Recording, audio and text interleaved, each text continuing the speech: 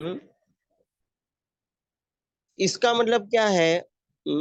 आराध्यो भगवान ब्रजेश तनया। हमारे आराध्य कौन होने चाहिए? ब्रजेश तनया, मतलब जो वृंदावन के हमारे भगवान वृंदावन के राजा भी नहीं है। ब्रजेश उनके बेटे, राजा के लड़के हैं।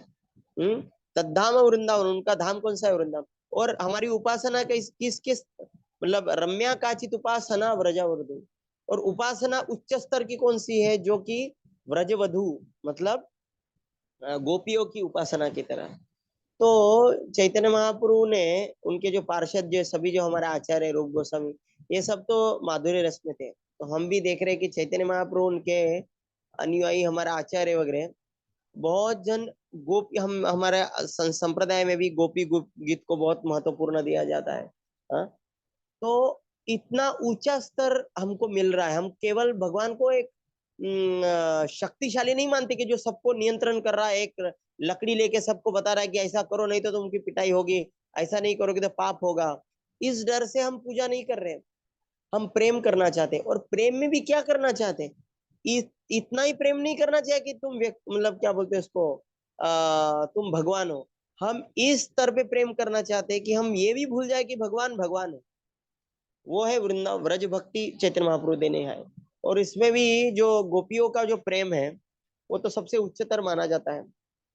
लेकिन हमारे हम जो, जब तक हम निष्ठा स्तर तक नहीं जाते, जब तक हमारे अनर्थ पूर्ण नहीं हो जाते, तब तक हमको दास्य भाव में ही मतलब सेवा करना है। मतलब कभी भी हमको, जैसे कभी कभी वृंदावन में हम देखते हैं कि खुद को, मतलब भगवान को ऐसा मानने लगते, भक्त मानने लगते कि हम, मैं गोपी हूँ। कृष्ण को ऐसे ऐसा मानते हैं कि जैसे तुम मेरी प्रियतम हो, ये हो वो हो, ऐसा।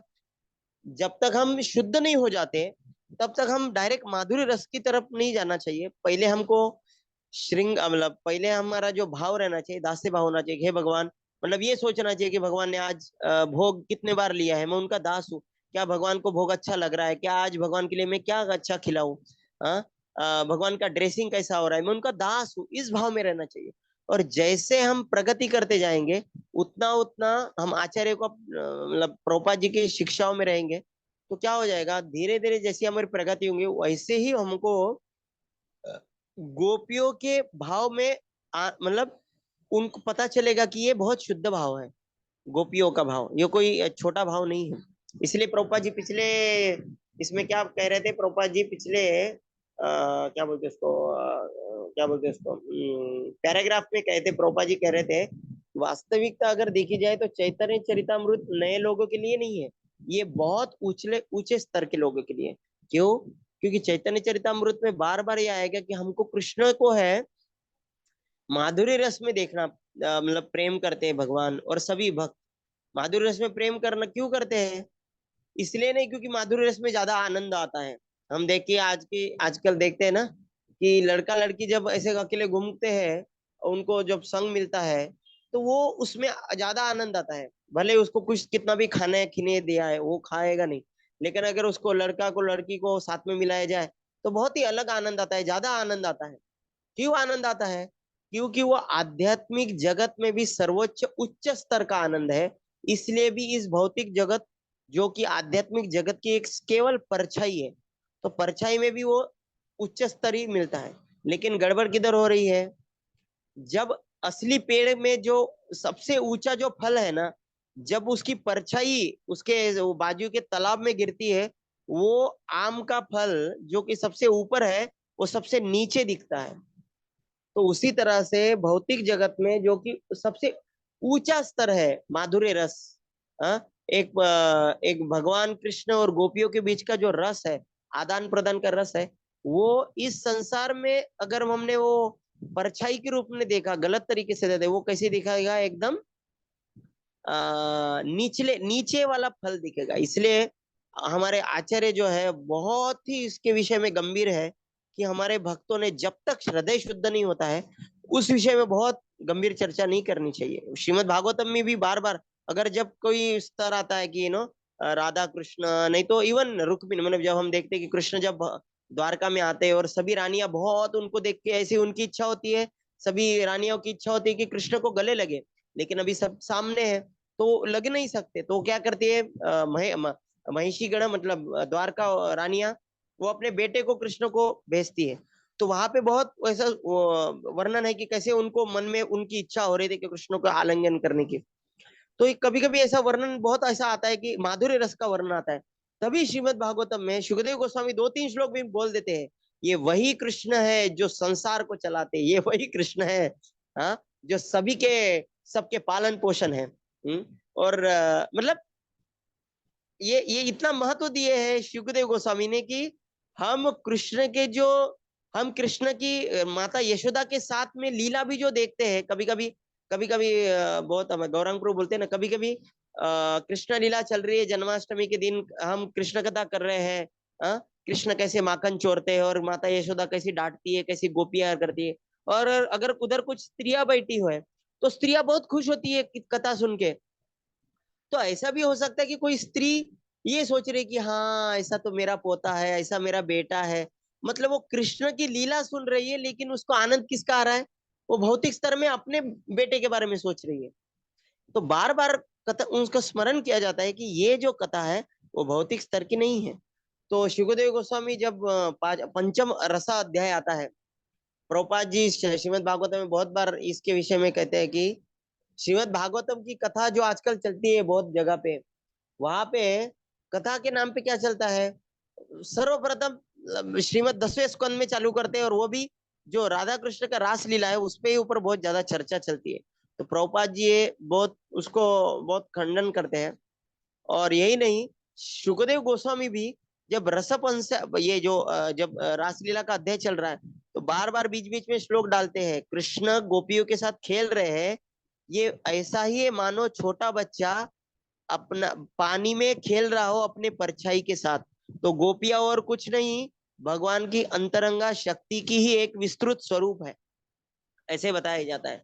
तो इसलिए तो चैतन्य महाप्रभु ने हमको इतना ऊंचा स्तर दिया है, क्योंकि हम देखते हैं कि व्यक्ति हमें किसी से हमको किसी से अगर सेवा करनी है ना, तो सेवा सेवा सही कब होती है, जब उससे हम प्रेम करते हैं।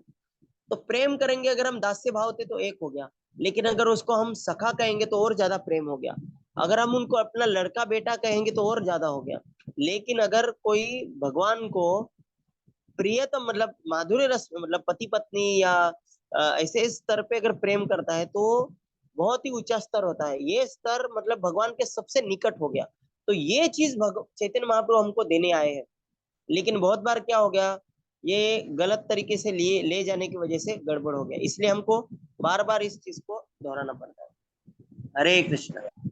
हाँ, हम कहाँ पे अभी कौन सा श्लोक कौन सा, हाँ अभी ये पढ़ना है ना, किंतु चैतन्य महाप्रभु का सबसे बड़ा उपहार, यही पढ़ना है ना, हरे कृष्ण। हाँ यही है प्रभु जी। हाँ ठीक है प्रभु। किंतु चैतन्य महाप्रभु का सबसे बड़ा उपहार उनकी यह शिक्षा थी कि कृष्ण को अपना प्रेमी मानना।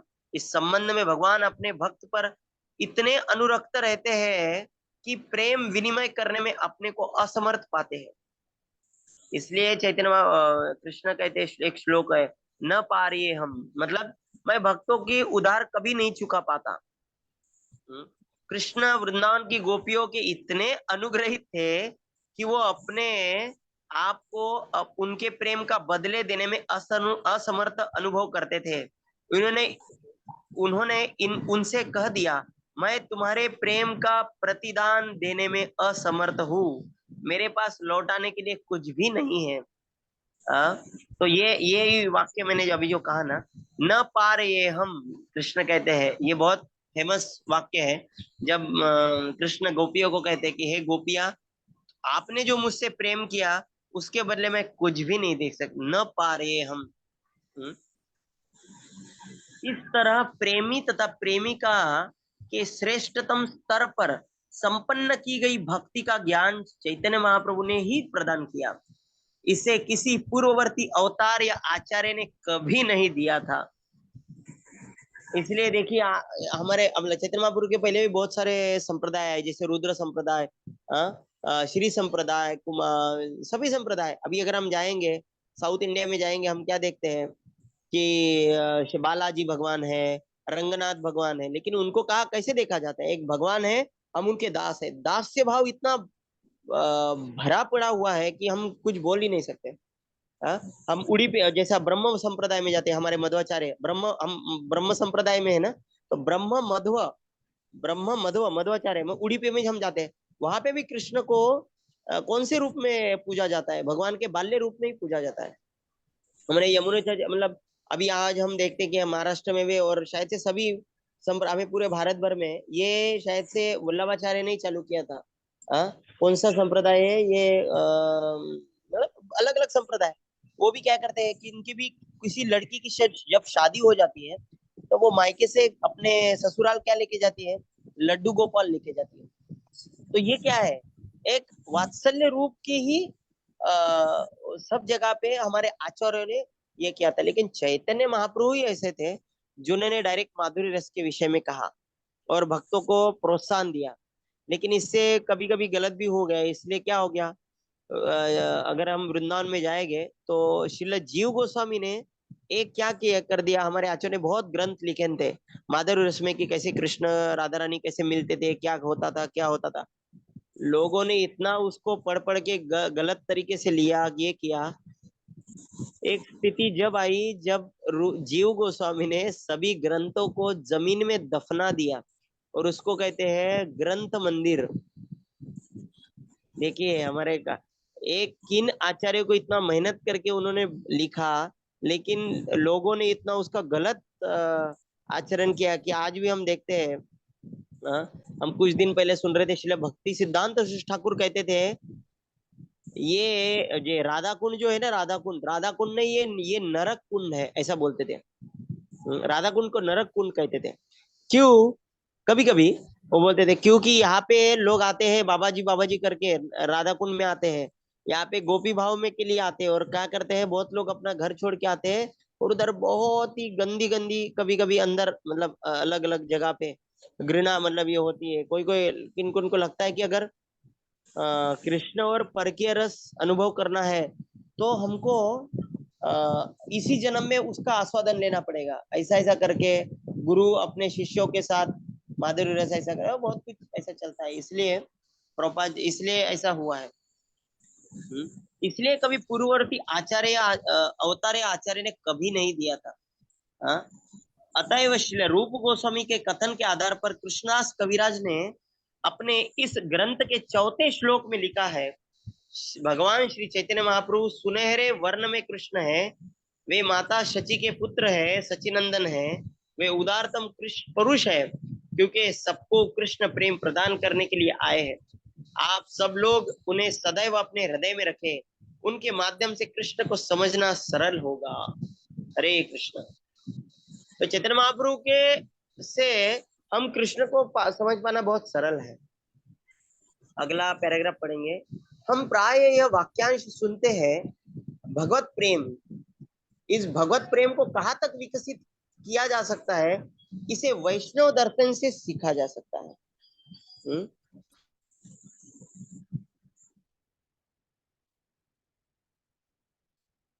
ये वाला।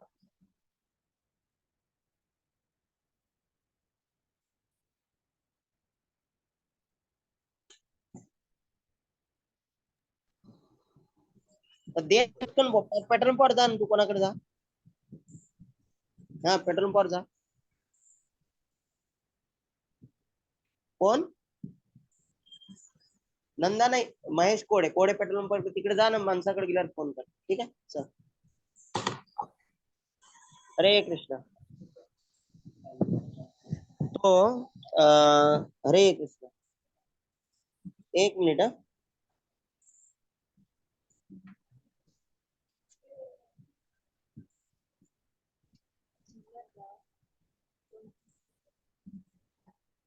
हरे कृष्ण। अभी हम अगला ये पढ़ेंगे, कहाँ पे हम हाँ, हम प्राय यह वाक्यांश सुनते हैं, भगवत प्रेम, इस भगवत प्रेम को कहाँ तक विकसित किया जा सकता है? इसे वैष्णव दर्शन से सीखा जा सकता है।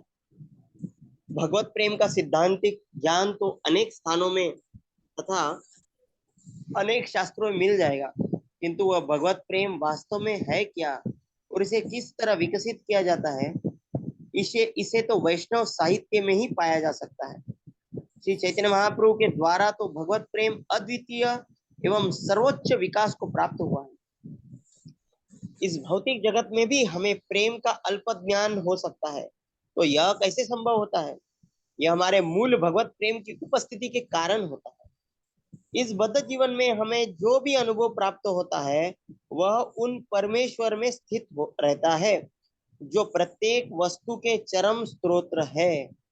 परमेश्वर के साथ अपने मूल संबंध में हम वास्तविक प्रेम पाते हैं और वही प्रेम भौतिक परिस्थितियों के विकृत रूप में प्रतिबिंबित होता है। हमारा वास्तविक प्रेम सतत एवं अंतहीन होता है, किंतु इस जगत में जब वही प्रेम विकृत रूप में प्रतिबिंबित होता है तो इसमें निरंतरता का अभाव रहता है और वह उन्माद युक्त होता है। यदि हम वास्तविक दिव्य प्रेम चाहते हैं तो हमें अपने प्रेम के उन सर्वोपरि पात्र भगवान कृष्ण के प्रति स्थानांतरित करना होगा। कृष्ण भावना का यही मूलभूत सिद्धांत है। हरे कृष्ण। बहुत महत्वपूर्ण प्रभुपाद जी बोल रहे हैं। पहला पॉइंट तो प्रभुपाद जी कह रहे हैं कि जब जब हम बात कर रहे हैं प्रेम प्रेम प्रेम, तो प्रेम देखेंगे कि इस दुनिया में भी प्रेम है ना। इस दुनिया में भी लोग बात करते हैं प्रेम की, हम बहुत प्रेम करते हैं, आई लव यू वगैरह। क्यों इधर दुनिया में प्रेम की बात कर रहे हैं? क्योंकि ये जो है उसका मूल स्रोत भगवान है। ऐसा कहा जाता है कि भगवान ही प्रेम के स्वरूप है। जैसा मतलब भगवान पूरा, उनका शरीर ही प्रेम से बना हुआ है, मतलब पूरा वह प्रेम से ही बने हुए हैं। तो उनका वो जब स्तोत्र है, तो जब इस जगत में उनकी परछाई आती है तो इस परछाई में भी क्या हो जाएगा? प्रेम ही रहेगा ना। लेकिन ये इस संसार में जो प्रेम है वो विकृत रूप में है। विकृत रूप मतलब इस प्रेम में दो गड़बड़ है। कौन सी? पहली चीज कौन सी है? प्रभुपाद जी लिखते हैं इस संसार का प्रेम में गड़बड़ है। क्या है? दो चीज गड़बड़। सतत नहीं है, वो अंतहीन है। अंतहीन मतलब कोई भी, हम आजकल हम देखते हैं कि हम देख रहे हैं कि क्या बोलते हैं, आजकल बहुत हम सुनते हैं ना कि कोई लड़की दूसरे धर्म, मतलब हिंदू लड़की मुसलमान लड़के के साथ भाग गई। तो देखिए क्या वो सच्चा प्रेम नहीं है? देखिए उसको इतना प्रेम हो गया कि उसने क्या कर दिया, अपने पिता माता सब छोड़ दिया, अपने दोस्त छोड़ दिया, सब कुछ छोड़ दिया दूसरे एक लड़के के लिए। तो ऐसा अगर हम देखा जाए तो क्यों ऐसा को कर रही है? क्योंकि सभी जीवों का भगवान के प्रति इतना तीव्र और ऐसा गहरा प्रेम है, लेकिन उसका प्रेम करने की प्रवृत्ति है। किसको प्रेम करने की प्रवृत्ति है? भगवान को। इतनी प्रेम करने की प्रवृत्ति हो कि पूरी दुनिया छोड़ सकती है वो भगवान के लिए। लेकिन इस संसार में भगवान नहीं मिल रहे, क्योंकि इस संसार में कौन लोग आते हैं? जो भगवान से द्वेष कर रहे हैं। अगर भगवान से द्वेष कर रहे हैं तो भगवान नहीं चाहिए, लेकिन हमारी वृत्ति तो नहीं बदलेगी। तो वृत्ति नहीं बदल रही है। हरे कृष्णा। हाँ, एक मिनट, इनका तो ये चल रहा है शायद से। हरे कृष्ण। हाँ हरे कृष्ण। वो शायद से म्यूट नहीं किया है शायद से माता जी। म्यूट हो गया। हरे कृष्ण। तो हाँ, तो यहाँ पे प्रभुपाद जी क्या लिख रहे हैं? हमारा भगवान के साथ जो संबंध है, प्रेम कितना हम कर सकते हैं, ये कैसे जान सकते हैं? कि संसार में जब प्रेम देखते हैं वही देखते हैं। तो वो सब हम देखते हैं कि अगर कोई लड़का और लड़की का प्रेम हुआ है और अगर उनको समाज ने उनको शादी करने नहीं दी, तो हम पेपर में देखते हैं क्या कर रहे? दोनों भी मिलके हाथ में हाथ डालकर नदी में कूद जाते हैं, विष खा लेते हैं। देखिए इस तरह का कोई एक दूसरे को प्रेम कर सकता है? इसका मतलब क्या है? हमारी प्रेम करने की उतनी प्रवृत्ति है। जैसा भूख लगना, खाना खाना है, हमारी जरूरत है, हमारी ये क्या बोलते हैं उसको, ये हमारी प्रवृत्ति है। लेकिन भूख लगने के बाद हम क्या खाए, ये डिसाइड होता है हम किस गुणों में है। उसी तरह से प्रेम करना, हम किस हद तक प्रेम करते हैं, ये हमको गुण कहाँ से प्राप्त हुए? हमारा शाश्वत रूप है ये जीव का। हम भगवान से इतने तीव्रता से प्रेम करते हैं, लेकिन इस अभी क्या हो गया, वही प्रेम आज संसार में लोग क्या कर रहे हैं? दूसरे लोगों से प्रेम कर रहे हैं। और गड़बड़ क्या हो रहा है? इस संसार का जो प्रेम है वो प्रेम नहीं है, वो क्या हो जाता है? भौतिक स्तर पर आसक्ति हो जाती है। उसको कहते हैं हम इच्छा, या राग बोलते हैं। और राग कुछ ही क्षणों में किसमें बदल होता है, राग और द्वेष में। राग द्वेष वियुक्तेषु विषयानिंद्रियाश्चरण या इच्छा द्वेष समुद्वेन। तो हम, तो ये भौतिक संसार का ही नियम है, राग और द्वेष। जिस चीज से हम बहुत ज्यादा आसक्त है, उसी चीज से हम ज्यादा घृणा भी करने लगते हैं। हम आज संसार में देखते हैं कि एक लड़के ने, कितना तो हम कथा सुन रहे हैं ना, एक तो कि एक मतलब बहुत सी कथा है कि अपनी पत्नी को उसने तो 50 टुकड़े कर दिए। अभी अमेरिका में, लंदन में भी एक ने 200 टुकड़े कर दिए। और किसी भी समुदाय के सभी को ऐसा चल रहा है। ऐसा क्यों हो रहा है? क्योंकि इतना वो द्वेष पूर्ण हो जाता है, प्रेम द्वेष में बदल जाता है, इस संसार का प्रेम। इसलिए भगवत गीता, इसलिए प्रभुपाद जी कह रहे हैं, यदि हम क्या बोलते हैं इसको, दिव्य प्रेम चाहते हैं, तो हमें अपने प्रेम को, प्रेम के उन सर्वोपरि पात्र भगवान कृष्ण के प्रति स्थानांतरित करना होगा। कृष्ण भावना का यही मूलभूत सिद्धांत है, प्रभुपाद जी कह रहे हैं।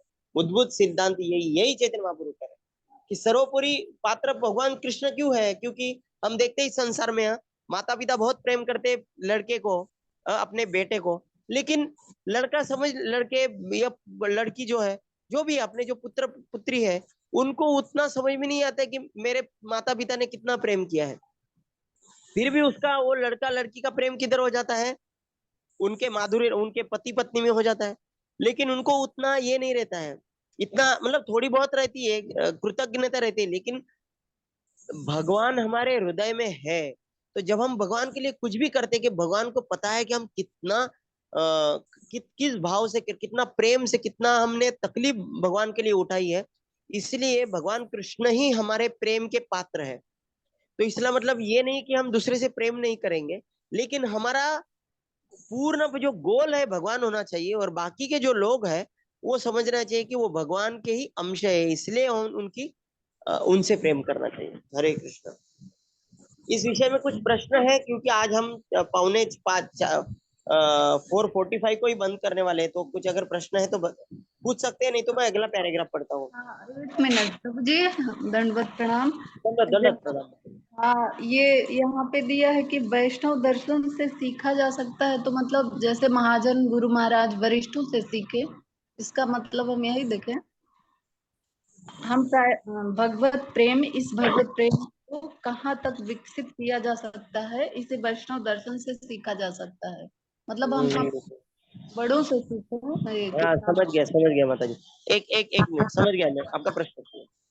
जी, हेलो, बोल लवकर, बोल लवकर, अरे लवकर बोल, मी मीटिंग मध्ये हो, घे घे घे, किती किती, ठीक है ठीक है ठीक है। हरे कृष्ण। तो यहाँ पे क्यों कहा गया वैष्णव दर्शन? वैष्णव दर्शन, पहली चीज तो उसका अर्थ क्या है कि शास्त्रों में प्रकार है। दर्शन मतलब फिलोसफी। फिलोसफी में बहुत सारे, एक तो है कि क्या बोलते हैं, न्याय मीमांसा, ये बहुत सारे प्रकार है। उसमें तो भगवान को बहुत जगह पे मानते ही नहीं, उसमें सांख्य है, न्याय वैशेषिक। तो उसमें भी अगर कोई आस्तिकवादी कोई है, लेकिन उसको भी हम भगवान को मानते हैं, फिर भी उसमें भी कई शास्त्र है, उसमें कहते हैं नीति शास्त्र होता है, उसमें धर्म शास्त्र कहा जाता है। जैसे धर्म शास्त्र मतलब, जैसे रामायण और महाभारत, ये वैष्णव शास्त्र नहीं हो गया, ये कौन से शास्त्र हो गए? धर्म शास्त्र। महाभारत पढ़ने से हमको ज्यादा सीख किस चीज की मिलती है? धर्म की मिलती है। मतलब वो पढ़ने के बाद में आदमी का विश्वास किस पे ज्यादा आएगा? धर्म पे आएगा। मतलब नीति नियम, मतलब जैसा क्या बोलते हैं उसको, तो उस पे फोकस किस पे है? धर्म पे है। धर्म, ये धर्म शास्त्र हो गए। तो वैष्णव शास्त्र मतलब क्या हो गया? जो हमारे श्रीमद् भागवतम जो है वैष्णव शास्त्र हो गया, वैष्णव दर्शन हो गया। तो इसलिए प्रभुपाद जी स्पष्टपणे कह रहे हैं कि भगवत प्रेम की जब हम बात करते हैं, तो भगवत प्रेम स्पष्ट रूप से कहाँ पे आएगा? वैष्णव शास्त्र में आएगा। अभी रामायण भी है, रामायण भी जो है वैष्णव शास्त्र में कहे जा सकता है। लेकिन बहुत बार, मतलब मुख्य रूप से कभी कभी ऐसा देखा जाता है कि रामायण से लोग सिर्फ केवल धर्म सीखते हैं, प्रेम नहीं। जबकि हम अगर हम कोई कृष्ण लीला पढ़ेगा तो उसमें कोई धर्म नहीं सीखेगा, धर्म की कुछ ऐसा मतलब ऑब्वियसली मतलब अलग उसका अर्थ मत लीजिए, लेकिन जो क्या बोलते हैं वैष्णव प्रिंसिपल मतलब क्या है, वहां पे केंद्र बिंदु जो सीख मिल रही है, मतलब हमने कुछ सीखा है तो क्या सीखा है, हमको प्रेम करना है। वो सीख जो हमको कहाँ मिलती है, वैष्णव दर्शन में मिलता है, ये प्रभुपाद जी का कहना है। और अभी ये हो गया सिद्धांत। और प्रैक्टिकल में जब हम देखा जाए कि कौन सा वाक्य माता जी आपने क्या पढ़ा, वही जो ये पैराग्राफ आप पढ़ रहे थे कि हम प्रायः आकर्ष सुनते हैं कि भगवत प्रेम, इस भगवत प्रेम को कहाँ तक विकसित किया जा सकता है, इसे वैष्णव दर्शन से सीखा जा सकता है। वही वही अगर आप अगले पढ़ेंगे, आगे आगे पढ़ेंगे तो वहां पे लिखाया गया है कि भगवत प्रेम का सैद्धांतिक ज्ञान तो अनेक स्थानों में शास्त्रों में मिल जाएगा, किंतु वह भगवत प्रेम वास्तव में क्या है और किस तरह से विकसित करना है वो वैष्णव साहित्य में मिलेगा। तो भक्ति रसामृत सिंधु, हाँ। उपदेशामृत, चैतन्य चरितामृत, ये है वैष्णव साहित्य। श्रीमद् भागवतम ये भी वैष्णव साहित्य है। ओके प्रभु जी। तो मतलब उसमें फोकस जो है माता जी, मतलब इसका मतलब ये नहीं कि बाकी के गलत है, लेकिन उनका हम उपयोग कर सकते हैं, लेकिन उस वो पढ़ के भगवत प्रेम के बारे में जो एकदम आकर्षण जो होता है ना, यस वो ये वैष्णव साहित्य में होता है।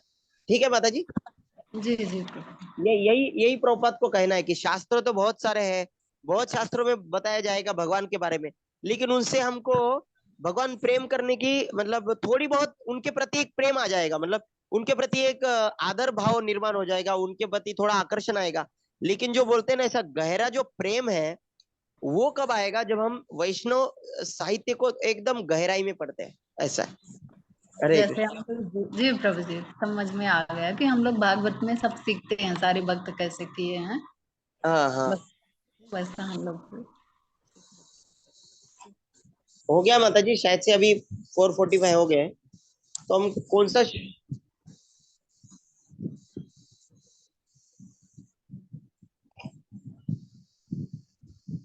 ठीक है माता जी। जी जी जी प्रभु जी, थैंक यू प्रभु जी। हरे दंडवत कृष्ण। प्रणाम। हरे कृष्ण, कौन सा दंडवत श्लोक प्रणाम। हो गया थोड़ा आप या मतलब क्या बोलते हैं इसको, जी कौन जी सा जी कहाँ तक हो गया, नहीं जी, क्या? यहाँ पर मार्क कर लेते हैं प्रभु जी। हाँ हाँ मार्क कर, ठीक है माता जी, जी ठीक है, हरे थैंक यू कृष्ण। प्रभु जी, थैंक यू।